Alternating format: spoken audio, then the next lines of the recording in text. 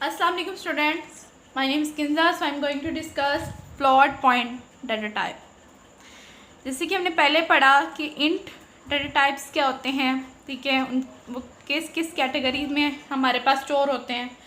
अब हमने पढ़ना है फ्लोट डाटा टाइप्स हमारे पास क्या होते हैं। सबसे पहले तो हमें ये पता है कि हमारे पास जो फ्लोट डाटा टाइप्स हैं वो इसमें डेसिमल्स आते हैं, ठीक है। इसमें क्या आता है, इसमें डेसिमल्स आते हैं और हमारे पास होती तो न्यूमेरिक वैल्यू ही स्टोर है, लेकिन डेसिमल में हमारे पास आए वैल्यू तो हमने फ्लोट यूज़ करना है, या हमारे पास होते हैं इसमें फ्रैक्शन, ठीक है। हमारे पास में दो चीज़ें होती हैं, डेसिमल और फ्रैक्शन।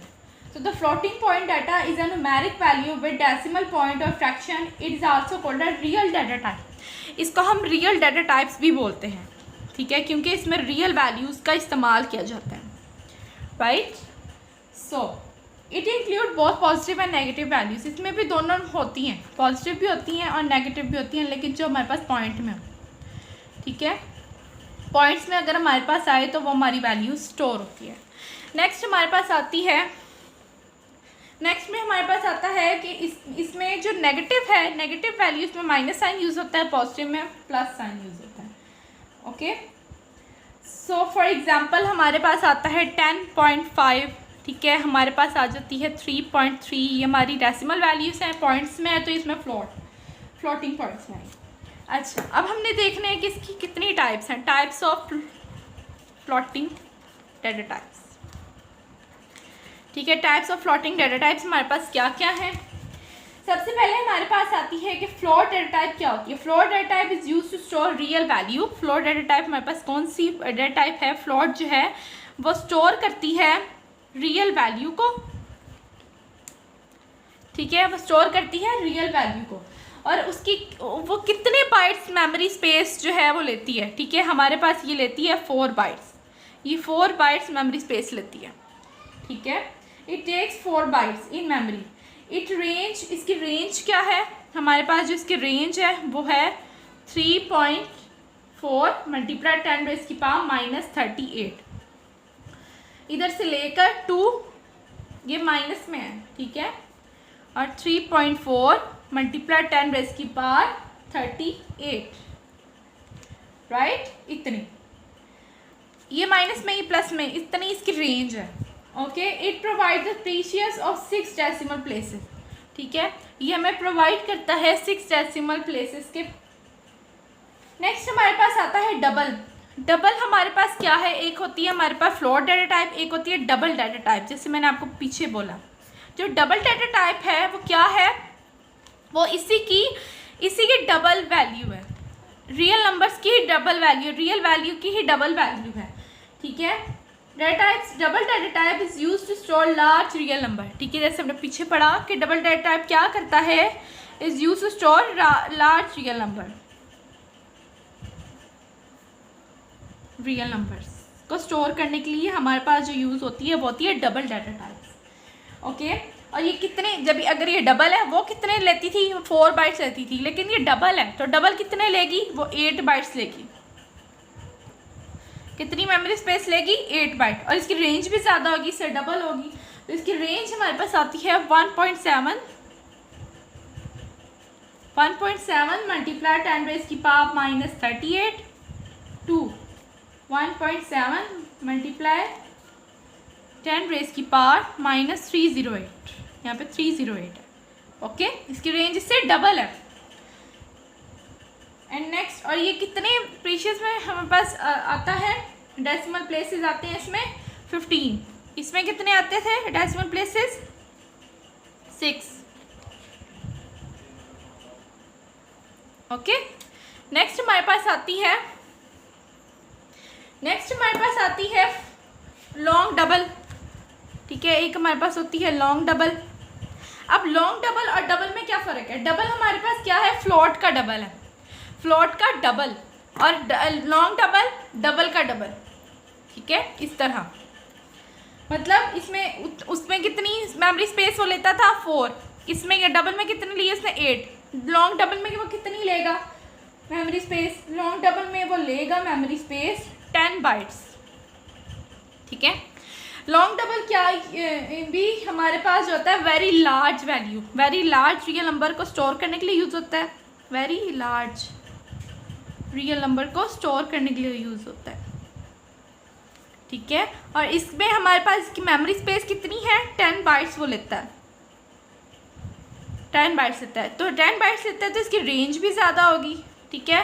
तो इसकी रेंज हमारे पास क्या आती है, 1.7 मल्टीप्लाई 10 रेज़ की पावर -1 -4932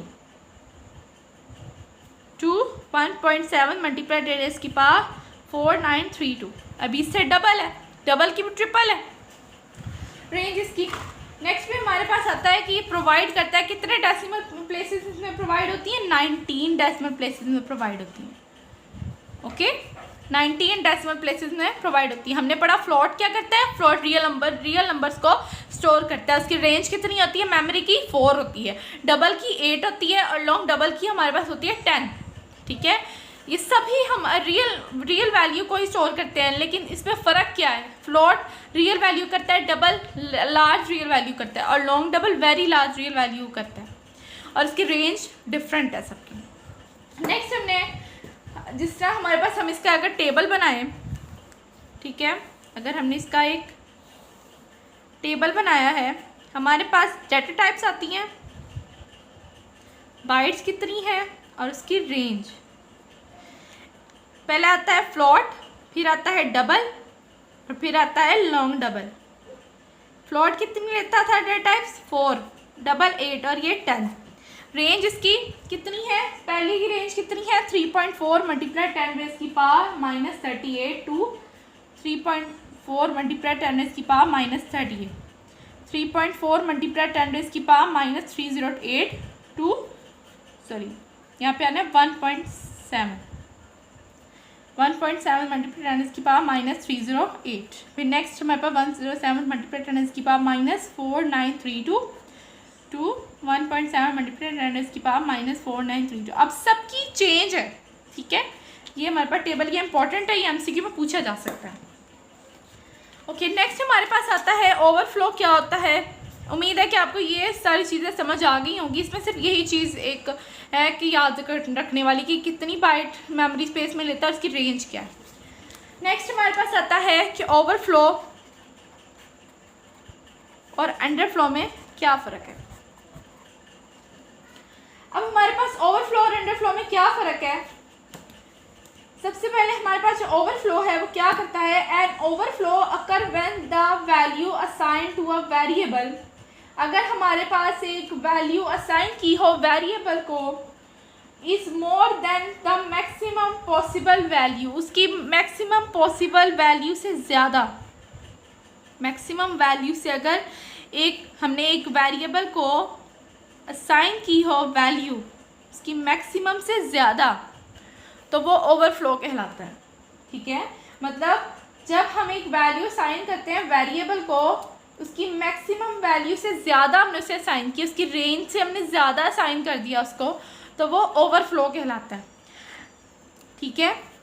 नेक्स्ट हमारे पास जो अंडरफ्लो होता है, अंडरफ्लो हमारे पास आता है कि अगर हमने एक वेरिएबल को असाइन की है वैल्यू, ठीक है, मिनिमम से भी लेस, ठीक है, मतलब उसकी रेंज जितनी कम है उससे भी हमने कम उसको असाइन की है, तो वो अंडरफ्लो में आएगा, ठीक है। अगर हमने मिनिमम से भी लेस कर दी है उसको असाइन वेरिएबल को वैल्यू, तो वो अंडरफ्लो हो जाएगा, ठीक है। सो फॉर एग्जांपल हमारे पास इंटीजर वैल्यू आती है 32768, ठीक है, और एक हमारे पास वैल्यू आ जाती है 32767। तो हमारे पास जो 32767 है ना, वो ओवरफ्लो कहलाएगा, और माइनस में जो आएगी वो अंडरफ्लो कहलाएगा, ठीक है, कि मैक्सिमम से ज़्यादा करती है और मिनिमम से कम कर दिया हमने उसको। ये हमारा था ओवरफ्लो अंडरफ्लो। अब हम एक देख लेते हैं प्रोग्राम, ठीक है, ओवरफ्लो अंडरफ्लो का ही हम इसको एग्जांपल में एक प्रोग्राम देख लेते हैं, ठीक है। ओके, वो कहता है कि राइट अ प्रोग्राम, एक प्रोग्राम लिखें जिसमें एक्सप्लेन किया हो ओवरफ्लो और अंडरफ्लो के कॉन्सेप्ट को, ठीक है।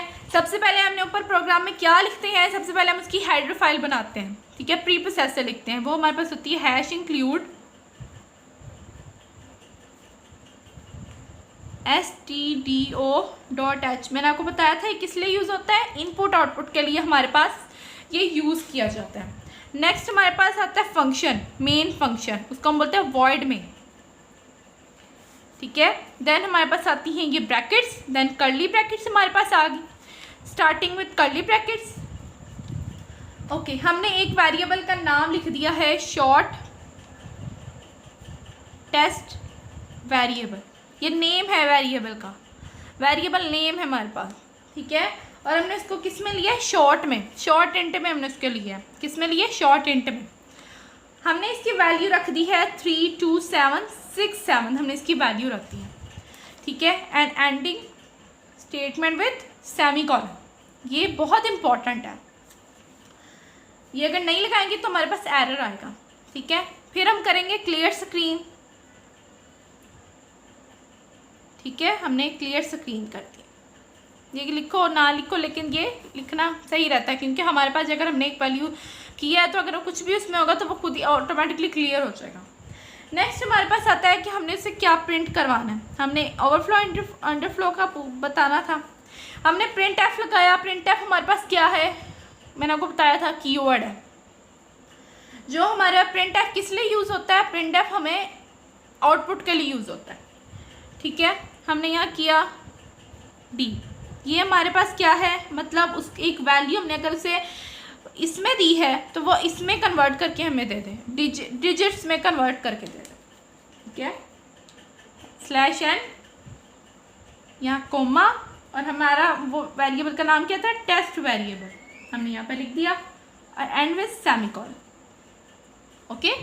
नेक्स्ट हमारे पास आता है कि जो हमारी वेरिएबल था यहाँ पे टेस्ट वेरिएबल है, उसमें हमने करवाया, अगर हम इसमें करवा दें इंक्रीमेंट, हमने इंक्रीमेंट करा दिया 1 का, कि जितना भी है उसको 1 से प्लस करके फिर वो उधर शो कराए, ठीक है।